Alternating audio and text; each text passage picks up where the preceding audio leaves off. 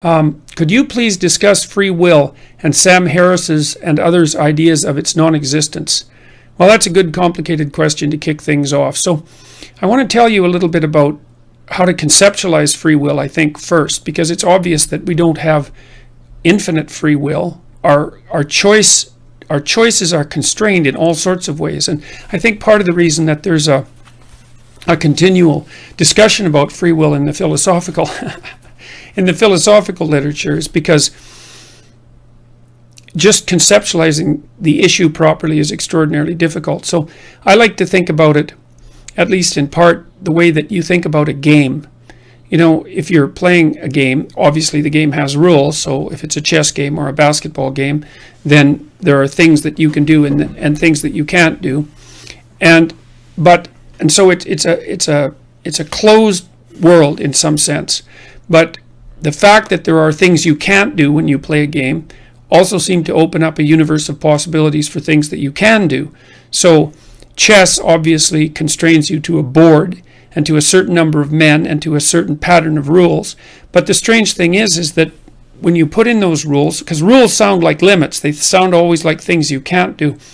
But when you set up a constrained world like that and you lay out a system of rules, what you do is open up a near infinity of possibilities. Same with music. You know, music has rules, obviously, and if you follow the rules, then you can make an infinite variety of music.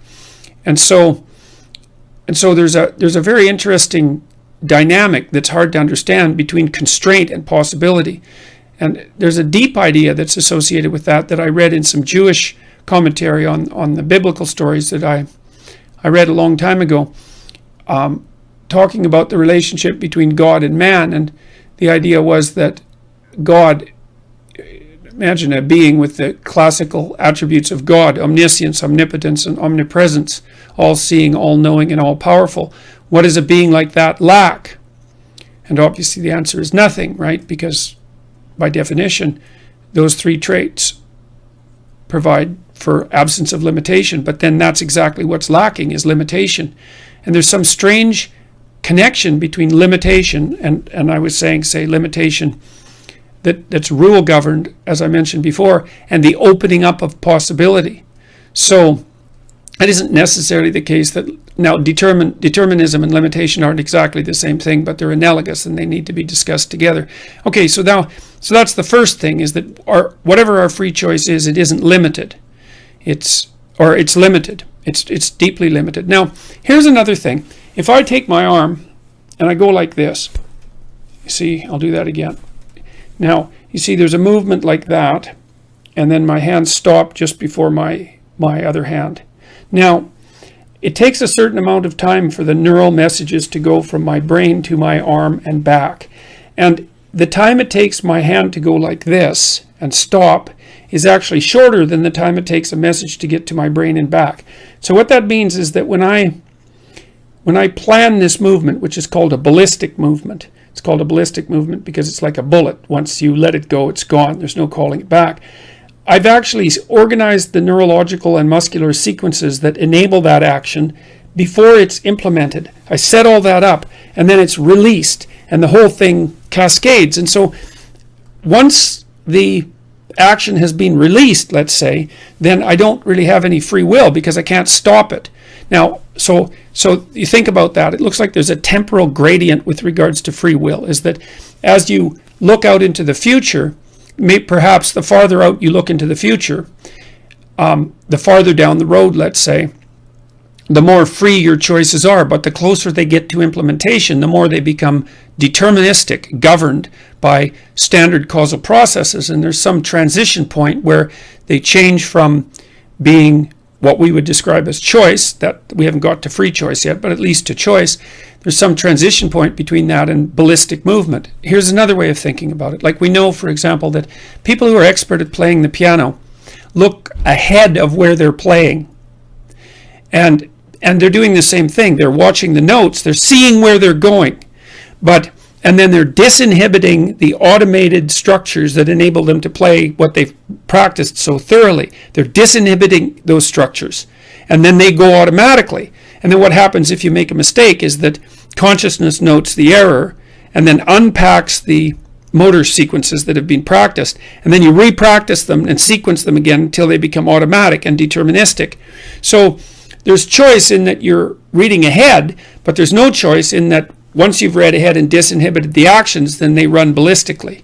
And then you can think about the same thing that's happening when you're driving in a car. You don't look right in front of you when you're driving a car, because whatever is right in front of you, if you're going 40 miles an hour or whatever, you've already run over. You look a quarter of a mile down the road, and that gives you the opportunity to see what's coming and to set up a sequence of increasingly automated movements that culminate in whatever it is that you're doing while you're driving. And so there's a gradation from choice to determinism, a temporal gradation. And I don't often see that addressed when people talk about free will. Now, Sam's issue with free will is that if you get someone to do something like lift their finger, and you scan their brains using a variety of techniques while they're doing that, what you'll see is that there's an action potential that and you ask them to voluntarily move their finger, so they're doing it, let's say, by free choice. There's an action potential that you can read off the brain that occurs before the person either moves their finger or, let's say, decides to move their finger.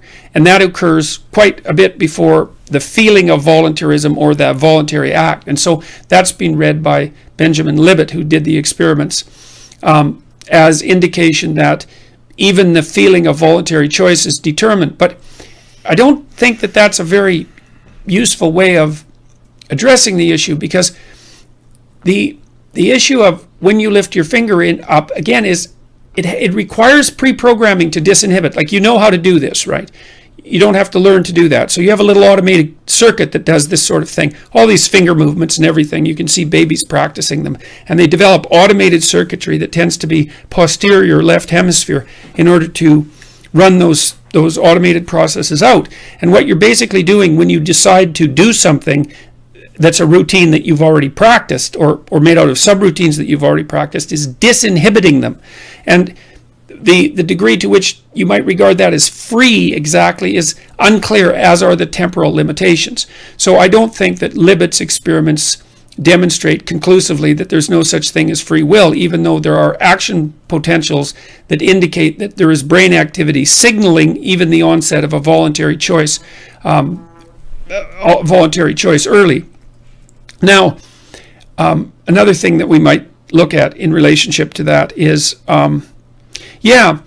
so we could look at it phenomenologically, and we could also look at it in relationship to how people treat one another. So phenomenologically, it seems clear that we have free choice, and it isn't obvious to me why we have consciousness if free choice isn't real, because consciousness looks to me like a mechanism that deals with potential before it's transformed into actuality, let's say. And I think consciousness is also the faculty, so to speak, or a manifestation of the faculty that enables us to pre-program deterministic actions. So again, let's think about someone playing the piano. They're practicing, after you repeat and you repeat your finger movements, if you're playing the piano, any complex motor skill is like that. You have to repeat it and repeat it and repeat it and repeat it. And you're using consciousness to program it, to sequence the motor movements, and to pay attention to them. That all seems voluntary, and it involves the activation of a tremendous amount of your brain, because if you're doing something new, a lot of your brain is activated. And then as you practice it, the amount of brain that's activated decreases. It shifts from right to left, and then it shifts from frontal to posterior, and a smaller and smaller area. So what's happening is that consciousness is creating little machines in the back of your head that do things in an automated manner. And the consciousness looks like consciousness appears and feels, that would be the phenomenological end, as if it's doing that voluntarily, and it is associated with a different pattern of brain activity. And so, okay, so there's that. There's the phenomenological reality of voluntary choice and effort as well, because conscious programming of that sort is also effortful. It doesn't seem to run deterministically like a clock does. And then finally, there's also, and I don't know what you think about this with regards to evidence, but what constitutes evidence is not always that easy to determine, even in the scientific domain. So think about how we think about ourselves and other people and how we treat ourselves and other people. You can imagine that you're like a clock running down, and that's like a deterministic model. But people aren't clocks. We're dissipative structures. A clock is something that runs downhill. But human beings, you can look up dissipative structure. I think that was an idea that was first formulated by the physicist Schrödinger. We're not clocks by any stretch of the imagination. And we take energy in and we disperse energy. And we're anti-entropic in a temporary sense. So that makes us, and life is as well. Schrödinger wrote about that in a book called What is Life? And what we seem to do, this is how it looks to me. We don't contend with the present, and we're not driven by the past. Instead, what we see in front of us is a landscape of possibility. And in my wilder moments, I think that's associated with the physical idea of multiple universes, but that's in my wilder moments. It's just a speculation. And so what we see in front of us is an array of potential universes. And those are the universes that we could bring about as a consequence of our actions. And we make choices to the right or the left. There's a lot of mythological speculation about that sort of idea too, in an ethical sense, because we decide what sort of reality that we want to bring into being. And so we encounter potential like God did at the beginning of time when he made order out of chaos. Chaos is this chaotic potential. We confront chaotic potential with our consciousness and we cast that into reality. And that, now then you think, well, is that really the case? Well, that's hard to say because there are limits to our knowledge about consciousness and about reality. But if you treat yourself like you're a free moral agent with choice and that you can determine the course of your life, then you seem to get along better with yourself and to be less anxious and to be more productive. And if you treat other people like that they're free agents that are making voluntary choices about how reality is going to come into being, and you reward them when they do it properly and you punish them or otherwise discipline them when they do it badly, then your relationships with them seem to work. And then if we predicate our society on the presupposition that each individual human being is capable of doing just that, then we seem to have extremely functional societies.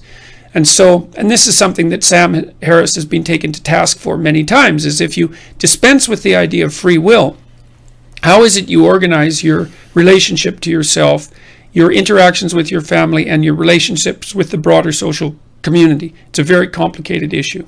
So I believe strongly that we have free will, that we're responsible for our choices. Those choices are constrained in many, many ways. I think there's a gradient of free will from free out into the future to increasingly constrained as the present manifests itself to deterministic in the moment, when in the moment of action. We might think that we enter the realm of deterministic causality at the moment of action, something like that. That's how it looks to me.